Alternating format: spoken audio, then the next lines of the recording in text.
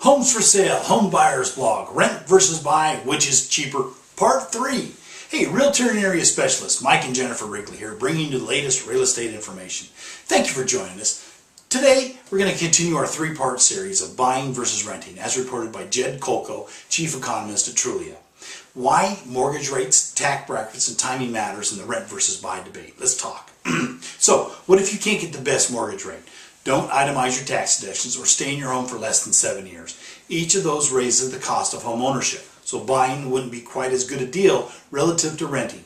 Here's why each matters. The best mortgage rates are available for people with the best credit scores, and a not so hot credit score could make your mortgage a full percentage point higher, which translates to at least a 10% difference in your monthly mortgage payment. Now, itemizing your deductions lets you subtract your mortgage interest and property tax payments from your pre-tax income, which lowers your tax burden, especially if you're in a higher tax bracket. How much does not itemizing raise the cost of homeownership? Depends on your tax bracket and the amount of mortgage interest and property taxes, so it's an individual thing. If you got a mortgage, you might as well itemize. Now, selling a home in less than 7 years after buying it means that you're spreading your buying and selling costs close over fewer years, making the average monthly cost of ownership a little bit higher. So, if buying is so cheap, why isn't everyone doing it? That's a great question.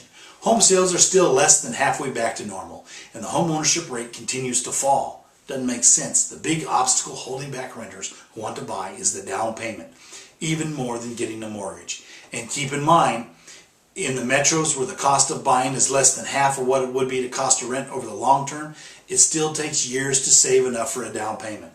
It may be 56% cheaper to buy than to rent in Denver, for instance, but it takes more than 8 years to save enough for a down payment there.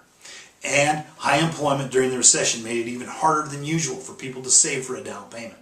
On top of that, people who lost their homes or took on lots of debt might not qualify for a mortgage. Now, bottom line, buying may beat renting in every metro by a wide margin, saving consumers thousands of dollars, but buying still remains out of reach for many would-be homeowners. There's some great down payment assistance programs out there. Call us, we'll talk to you about them.